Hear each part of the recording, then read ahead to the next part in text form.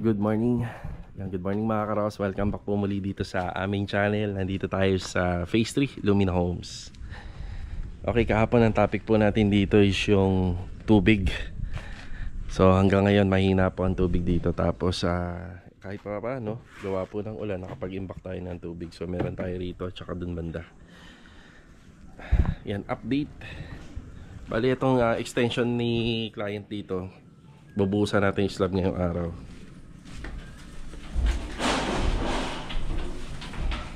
Yan, naka-prepared na po yan. Kuya Doming, good morning po. Good morning. Good morning. Rusty, good morning. Good morning. Good morning. Sa steel deck nga po pala mga karos, ang ginamit namin dito is yung rib type. Yun lang po kasi yung available dito. Yan, rib type siya. Tapos nag-iwan po siya ng mga siwang. Yan o. Parang ito yung ginamit namin sa ano eh. Kagaya ng ginamit namin sa Anyana Beller East. Mas maganda po to kasi mas matibay po to kumpara dun sa flat deck. Yun nga lang. Yan, medyo mahirap-hirap po siyang gamitin sa preparasyon. Yan, nag-iwan siya ng siwang. Pag nagbuhos po, kailangan po may cover po yan. Asikasuhin po muna natin. Yan, tapos may mga nakalawit na mga tubo dyan para po sa exhaust fan, range hood at saka yung exhaust fan po dito. Tapos ito kahapon pinasinsila na po natin. Yan, magpapadaan po tayo ng electrical PVC dito para po sa apat na abang sa lamppost. Pag natapos po natin to, may mga lamppost po na naka-design dyan. Donis, good morning Donis. Good morning. Marvin, good morning. Good morning. Saan na po sila ngayon magtatrabaho? Sa Anyana. Yan, meron na tayong mga pinatapos dito. Okay na? Sige, salamat. Thank you. Yung bali yung Palitan mo na kayo, ano? ng epoxy. Sige. Yan, kailangan lagyan ng epoxy ENB yan. Ayan, naka-ready na. So itong tubo na to para sa exhaust ng TNB, yung isa sa range hood, yung isa sa exhaust dito sa ceiling sa kitchen, tapos yung isang tubo para sa floor drainage. Yan, okay na yung preparasyon po natin dito. Tapos magbubuhos tayo ng slab para dire-diretso yung trabaho.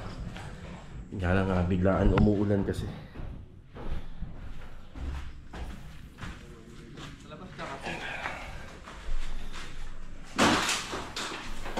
Plus yung walang kawala ha. Ikaw nang bahala dyan. Kailangan pulido.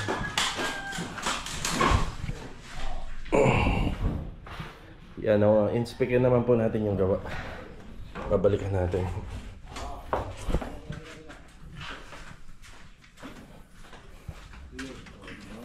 Kuya Richard, good morning po Kuya Richard. Yan, nandito si Kuya Richard. Bali, papakabitan po natin ng tiles itong poste para mapalitadahan na. Kapag naiskwala na sa palitada yan, pwede nang may karagdagang trabahong papasok dito. Gate end, yung fence grills natin. Tapos pwede na po tayo magpabubong. Dadaan na lang ako rin ha. Si Adonis, binigyan ko na ng budget. Kung may kailangan sila, bibili na lang po sila. Parang ano na yata do, cutting disc no? Building rod meron. Meron? Okay, sige. Pakadalo yung martilyo ko, ha? Laka yung tubo.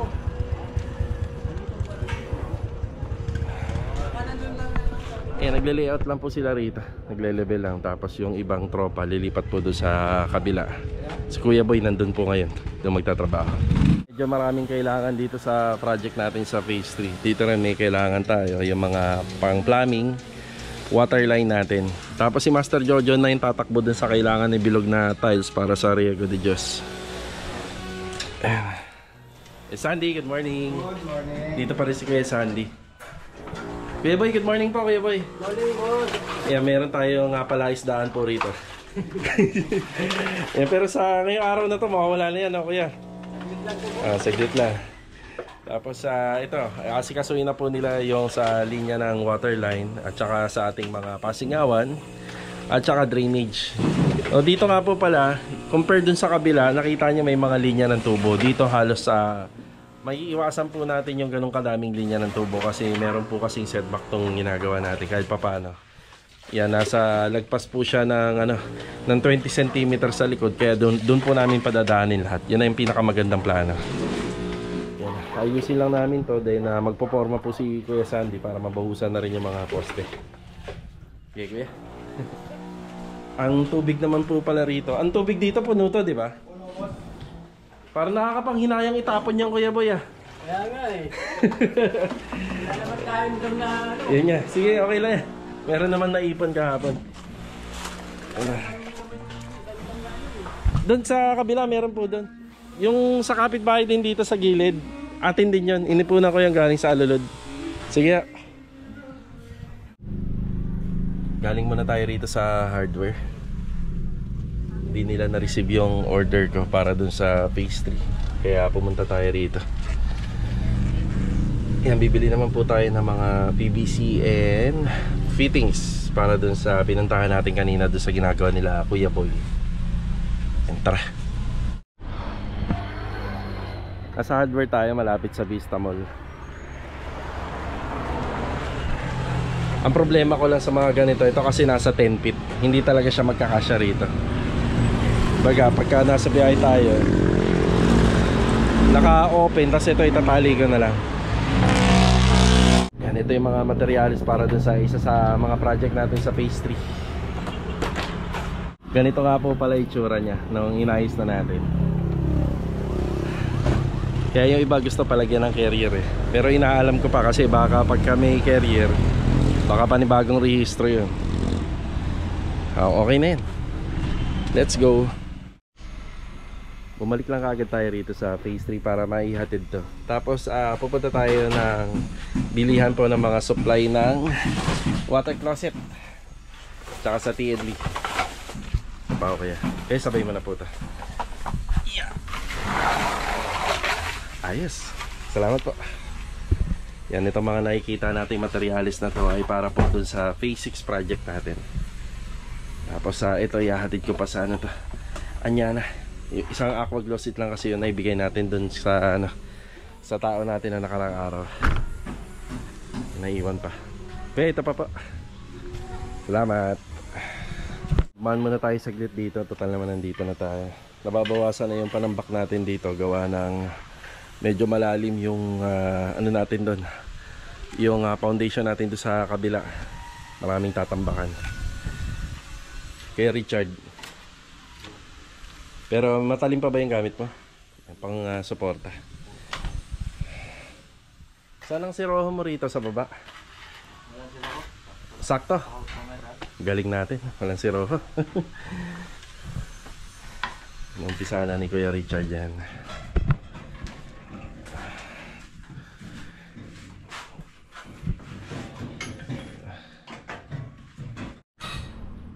Yan, naka-epoxy na.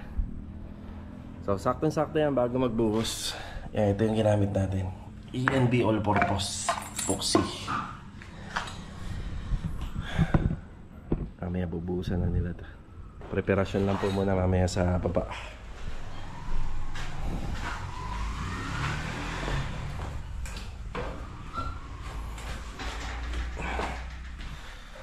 Yes, scaffolding na yung gamit namin dito.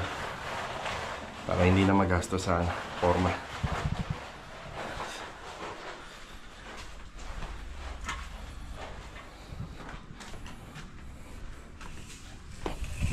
Tapos mamaya makikita na natin yung tiles na pinili ni client para dito. Actually kulang pa yung tiles para lang sa poste yan. Para malagyan lang natin. Yung sa cladding ihahabol na lang po natin kapag ka-available na. Pero nangako naman yung tile center na meron. Nasa ibang branch nga lang. So pinauna na natin to para yung poste natin maayos na natin. Yan, mailagay na natin sa forma.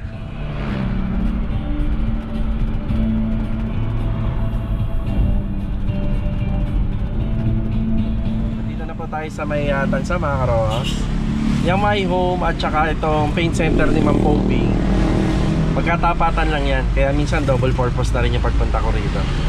May kailangan sa paint center, may kailangan dito sa accessories. Hindi nasasayang yung pagpunta natin dito. Yan, mamimili lang po tayo ng accessories para sa toilet and bath. Para sa toilet and bathroom din, magkano na rin po tayo. Bibili tayo ng water closet at saka ng basin lavatory. Sabi ng mga kliyente ko, maganda yung mga nilalagay ko na ano, na water closet, basin lavatory quality. Kaya kahit ako na daw pumili para sa kanila. makikita nyo naman yung mga binibili natin, mga gandang klase yan. Tapos yung loob, yun ang pinaka-importante. Pakibuksan niya po kuya. Kadalasan kasi ngayon nilulumot yung loob, di ba? Pero kita nyo naman to, makinis na. Saka maganda yung mechanism. Aside doon, bumili na ako ng mga para sa complete accessories. Para isang ano na lang tayo, isang biyahe. Pero sa ibang project namin, binilang ko na ng water closet at saka basin lavatory kasi sayang yung biyahe ko. Sa accessories na lang sa mga susunod. Okay na boss. Ito lang ang masarap ngayon. Mas marami kasing may kakarga dito. Yan, bukod pa dun sa mga unang dala ko kanina. Ayan. Walang kahirap-hirap, nakapagkarga tayo ng dalawang water closet. Plus meron pang iba, di ba? Ayos. Nandito na tayo sa Phase 6. Master Dindo, good morning. Good morning. Ano masasabi mo dun sa materialis natin? Maganda sir, the best. Davies ano? Davies Extras? Maganda. Davies. Wala nang ano, Capchalis. Ay ano, Lidoro. Sir dito, itong dalawa, ganyan, dito yan. Hindi, yung isa lang po. Okay. Yan.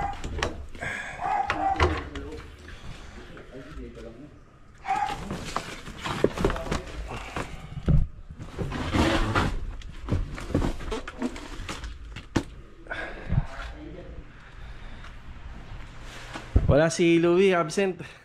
Masakit ang ipin. Kuya Rigor, good morning po. Morning boss. Ito pong nakabox na yan. Yan tatlo. Tapos ang ano, Lidoro. Ito sir. Yan Ako na isa. Do. Dali mo na. Hindi, isa lang. Bilang, pasok mo na yan. Tapos ito na yung pinipinturahan nila.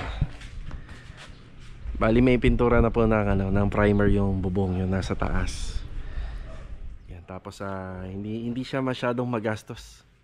Kaya gano'ng karami yung natira nung napintura mo yung taas? Hindi na tira pang ganyan. Hindi nga magastos, no? Nagamit pa dyan sa ano natin. Ayos. Hindi, dyan na po yan kuya. Isa lang, kasi sa kabila. Water closet. Oh, lakas ng ulan kahapon, no? Ako ka ha. Okay na. Ayan. Ito, lahat na to. Ayan, rain shoot, ilaw. Yan pati yun. Apa. Ito pa kuya Rico. Yan, ayos na. Do, buksan mo ni Lidoro, may 40 yan.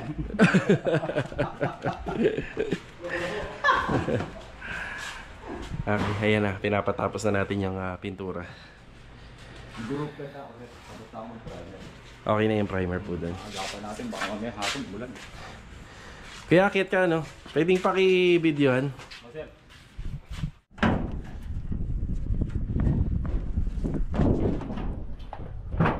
Ayan na po. Na-primer lang po natin. Nalagyan na rin po natin yung mga last to seal, yung mga pamakuan niya. Ayan. Ayan, medyo linagyan na natin ng bato. Ang pabigat. Ayan. Okay na. Ready to, ano na to? Roof guard. Roof guard na to, roof guard. Ayan.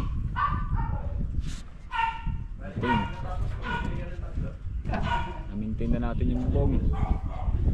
Ayan, naka-primary epoxy na siya. Okay na po. Okay. Ready to roof guard na siya. Tuyo na siya, tuyo. Po.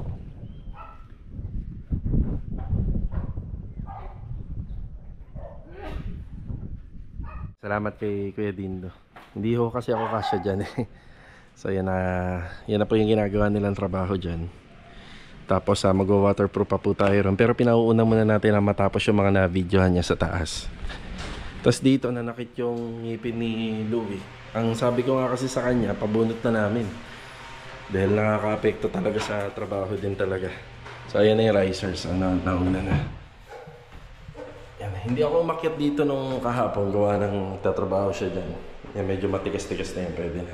Napalitan na nga rin po pala ito. Yan, okay na rin. Maraming salamat kila Master Raya kasi na priority. Okay. Tayo. Tapos malapit na po natin ipakabit yung mga ilaw dito. Dala-dala na rin natin. Yung mga paint retouching na lang to, gaganda na po yung mga kwarto. Mas lalo na po siya magiging malinis.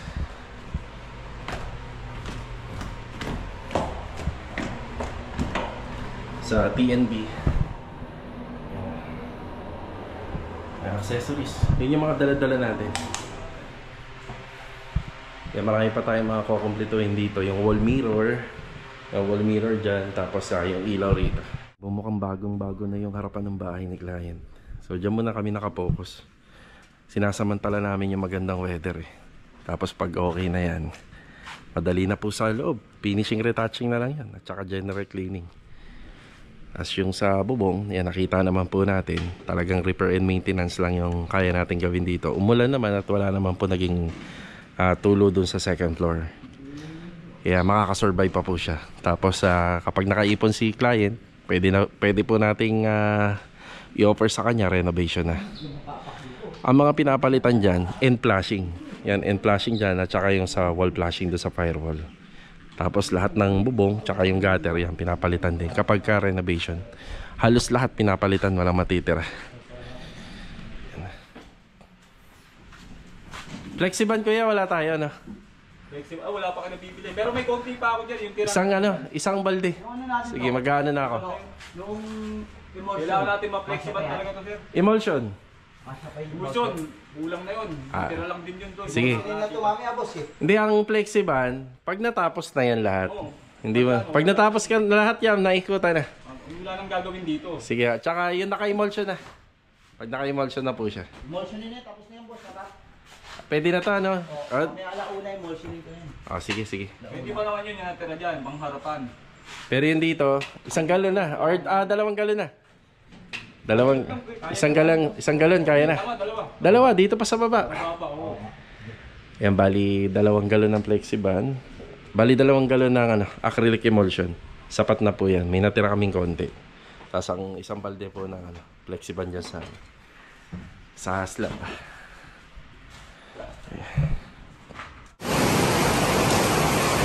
Ang lakas ng ulan. Ayan na. Nandito tayo sa ospital dito sa 13. Kamusta na naman kaya yung project natin? Lakas ng ulan, no?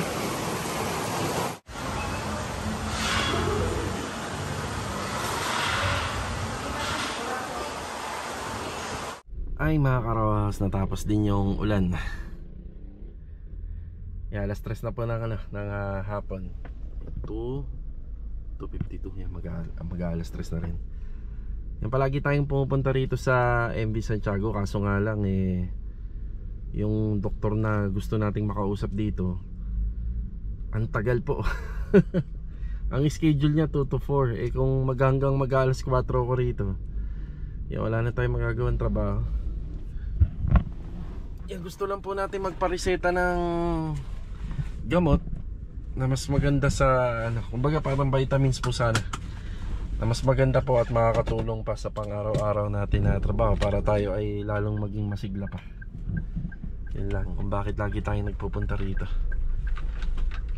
Kasi syempre exposed tayo sa araw, exposed tayo sa ulan, sa usok, alikabok. Ang problema, hindi po natin matsyempohan dito. Alam niyo, dito kasi sa area natin, dito sa Cavite, ang ospital dito bilang lang, hindi kagaya sa Maynila. Tapos ang konti pa ng mga doktor. Okay, bali mag-update po tayo rito sa Anyana East Project. Meron akong konting ipapaliwanag tungkol po sa flashing, kung bakit hindi po natin mapapakabitan. Yeah, kumbaga parang buo na yung roofing in process, buo na, pero bakit hindi natin makompleto pati dun sa back extension area. Yeah, kung bakit hindi rin natin makompleto. So meron tayong konting ipapaliwanag kasi tayo ay laging nanonood dito sa ating channel, regular viewers po tayo, tsaka si client din. Ayan, papaliwanag natin kung bakit. Kadalasan nangyayari to kapag ang trabaho ay pautay-utay. Tapos merong mga pinadadagdag na trabaho. Yan. So tayo kasi naka-base tayo dun sa unang contract or unang trabaho. So kailangan muna natin tapusin yung maipakita. Pero sa nakikita ko, dahil nagpadagdag na ng trabaho sila client owner, pwede natin siyang ihuli na. Pero ito ko kasing nag-uulan-ulan, hindi natin siya ma-applyan ng sealant. Kahit yung sealant man lang sana, may apply natin yung silicone sealant. Okay, papunta po tayo ron. Then ipapaliwanag ko po kung bakit hindi pa tayo makapaglagay ng mga flashing at bakit kailangan nating ihuli. Pero hindi naman yung makaka-apekto sa quality ng trabaho natin. Kumbaga kahit pa paano may konting solusyon pa rin po tayo para po hindi apektado yung mga una nating ginawa, di ba? Bale, ito papunta tayo ng Anyana East Project ngayon. Let's go. Tara.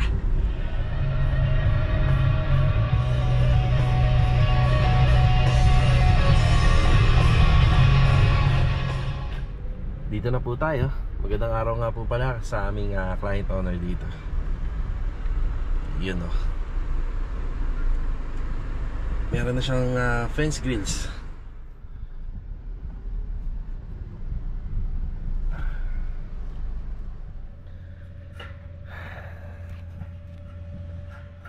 Yun o. Tiyuti na nagkakabakod Good afternoon Adonis. Tsaka kay Marvin. Kamusta yung Mingming? Nandiyan pa ba? Oo nga, ayun o. Ay si Mingming. Okay, bali yung mga nagawa nga po pala noong nakaraan araw dito, yung installation ng ating long span roofing. Tapos naglagay po tayo ng insulation. Bali, isim board po yung ginamit natin. Yan. Ming! Naku, Mingming oh. Ming! Kasama ka sa video, Mingming. Pansamantala dyan muna nilagay nila Adonis. May mga nagko-comment at nabasa natin. Paano po tayo? Magpapadala po tayo ng ekstrang pagkain lagi. Pero hindi po kasi sa atin tong bahay na to. Bali sa ano po to, sa may-ari. Kung matatapos kami at nandyan pa rin po yung pusa na yan at gusto niya talaga rito, depende po sa may-ari. Yan na, dadala ho tayo ng ano dito, ng cat food para may kakainin po siya. Ming! Nilagay muna nila Adonis doon kasi laging pumupunta sa kanila baka madisgrasya.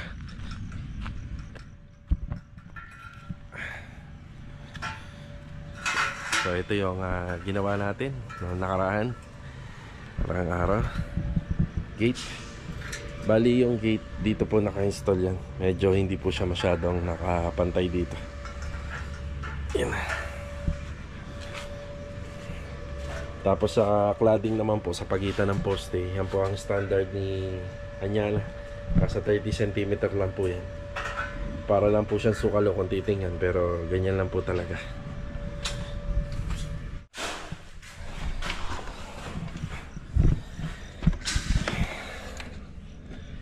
Tsaka pala mga ka-Rouse, nabanggit ko kanina yung galing tayo ng hospital kung bakit hindi natin makukumpleto itong bubong nito. Ito ang pinakadahilan. Yan, kahit doon din po banda, gawa ng tayo po kasi ay mag-e-extension. So i-extension na natin to. Yung mga debris, hindi ho pwedeng, hindi talaga tayo makakapag tanggal o makapagsinsil ng mga debris pa, tsaka yung mga plastering. So kung may flashing na siya, yung flashing kasi actually mga karosan siya, mas malambot po siya kaysa dito sa rib. Kasi yung rib, kaya po may mga tupi-tupi yan para mas matigas. So may pagkakataon magkaroon ng damage po yung mga flashing natin, kaya hindi pa po natin siya ilalagay. Ilalagay natin siya yung tipong malinis na po, structural natin tapos na. Kasi yung mga part pa po na yan ay lagi pong maaapakan. Kaya hindi pa po natin siya talaga totally makukompleto. Kung kukumpletuhin po natin kagad, magagastusan naman po tayo sa mga materyales na kung saan na iiwasan natin siya. Tatayo tayo na maraming handamyo So lalo na po dito. Yan dito banda. Yan hanggat wala po yung pader, hindi natin malalagyan ng flashing. Yan din dito. Kung wala yung pader, hindi natin malalagyan ng flashing. Bubuin muna natin yung pader, tatapusin natin yung palitada. Siyempre yung part na yan, kapag nalagyan na ng pader yan, nandito ang taong gagawa. Nandito. Ayan, dyan siya nakaporma po siya dyan. Tapos dyan siya gagawa. Pabubugbog po ng husto yung flashing natin. Yung flashing pa naman, paikot. Pagdating dito, pwede na po natin yung kumpletuhin. Kailangan po intact yan at saka sukat at saka magkakadugtong na po sila. So yun ang dahilan kung bakit hindi pa po natin makukumpleto to. So hintayin na lang po natin na yung structural nito ay maitayo natin para kahit papano yung quality ng gawa hanggang sa huli ay matapos natin ang maayos. Dito banda, pwede naman na tayo magpa-deliver para yung harapan at saka yung dito sa gilid ay malagyan. Pero pagdating dito, talagang hindi pa po ito malalagyan. At isa pa nga po pala mga karos, sila client nga po pala. According sa una na pag-usapan namin, balak po nilang magpa-repaint nitong harapan ng bahay. Yan, itong mga outside wall, balak nilang magpa-repaint. Pwede naman po daw yun sa developer. Yan ay napagkasunduan na sila ng kulay. Ito pag-akyat ko, wala naman po kaming tubig na inaano rito. May tubig siya.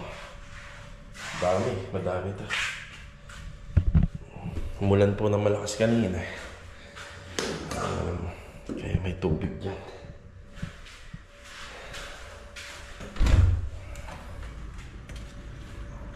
May tulo ba tong second floor doon? Parang meron, may tubig doon sa gitna eh. Pag-akyat dito sa hallway. Hindi naman kayo umakyat dito, no? Hindi kayo nagyan ng tubig. Yun lang. Yung tagas to.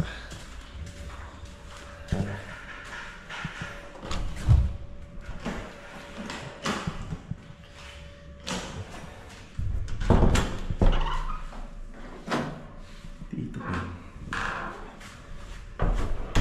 Tubig.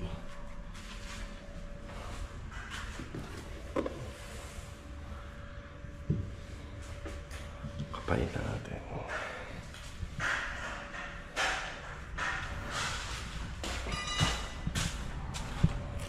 Eto.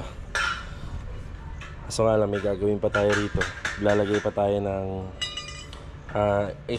additional extension ng balcony bago natin makakompleto yung flashing dito.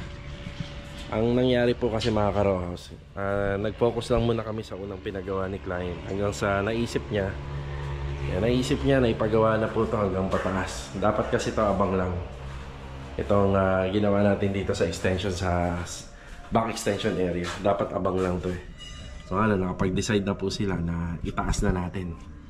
Yan, kaya dapat itong mga flashing dapat dito tapos na yan. Pero syempre, unahin po muna natin yon. Tapos mag-apply tayo ng silicone sealant. Siguro bukas, maganda-ganda na yung panahon. Ina-applyan na po natin ito lahat. Siguro sa tansya ko, nasa 7 o 8 bote lang naman ng silicone sealant yan. Yan na. Diba? Ayan, sana bago umuwi sila Donis, or sana nakauwi na sila. Sana wag mo lang uulan. Mukhang uulan uli eh.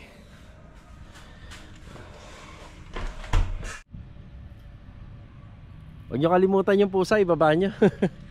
Pag uwi. Oo nga, baka maano dyan. Ayan, pusa. Ming Ming! Ming Ming! Yung pusa. Diyan ka muna. Nakakapagtaka, mas nag-stay siya rito. Diba? Kasi yung kabilang subdivision, pag tumawid lang siya dyan, marami na siyang makakainan dyan. Eh dito, ang lawak ko. Gutom ka rito. Ilan na natin pagkain bukas. Ito nga pala yung ginawang fence grills dito. Bali ginamit namin materials dito 2x2. Tapos ito mga 1x2. Yan na. So magtataka lang kayo kung paano namin to kinabit. Wala kang makikitang bolts. Yan, wala kang makikitang bolts dito. Ang ginawa namin, dito banda yung kinabit sa kalahati ng 2x2. Na kung saan doon i-welding yung 1x2. Kaya nakubera na po siya. Yan, para malinis, hindi kita. Tapos may konting siwang pa po yan. Gawa ng mamasilahan pa. Pero ayan yung bolt to. Yan dito, hindi kita ng camera. Yan, nakakabit na po. Matibay na po yan.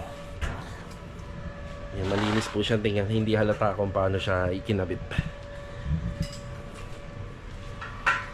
Mga karos, bago po matapos tong vlog natin ngayong araw po ng Biyernes, ayan, shoutout po kay Sir Lawrence Ibanez. At saka binabati ko ng happy birthday yung kanyang asawa na si Dr. Rosa Banez. Yan, God bless po and ingat po palagi. Tapos may mga tanong dito, simpleng tanong. Okay lang ba na mabasa yung e-bike kahit umuulan? Pwede po daw ba siyang gamitin? Yung mga ganyang klaseng e-bike na ginagamit natin, naka-design naman po talaga siya kahit na mabasa. Pero yung talagang maghapon ng ulan tapos ibabiyahin natin siya, electric bike pa rin po siya. Kapag nabasa rito yung battery, may tendency po na hindi na siya gumana. So, konting ingat lang sa paggamit. Tapos shoutout na rin kay Sir Enrico. Ayan, ang ganda ng tanong niya rito kasi bihira to sa renovation, bihira natin may pakita. At ano nga ba ang paliwanag dito? May mga tubular kasi na pinipinturahan na bago gawing process or bago ikabit. So bago i-fabricate or bago i-welding. Ginagawa po ito ng mga karos kapag masyadong mataas po yung paglalagyan. Para doon pa lang po, pinturado na siya, retouching na lang. Pero ang disadvantage nito, mahirap po siyang weldingin. So mahirap po siyang pakapitin sa welding kasi may pintura. Ang ginagawa namin dito, dati ganyan ang diskarte namin. Para pagka pipinturahan na lang po siya, madali na. Retouching na lang. So ang ginagawa namin dito, hinahasa muna namin yung pagdudugtungan ng welding. So ayan, magandang tanong po to. Pwede po pinturahan muna bago i-install para hindi na po mahirap ang pagpipintura. So yan po yung tanong ni Sir Enrico.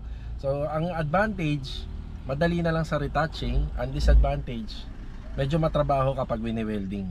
Kasi hindi mismong bakal po yung nawe-welding po natin, kundi yung pintura. Ang ginagawa nga lang doon, tinatastas natin ng konti yung pintura para ma-welding po siya, para dumikit.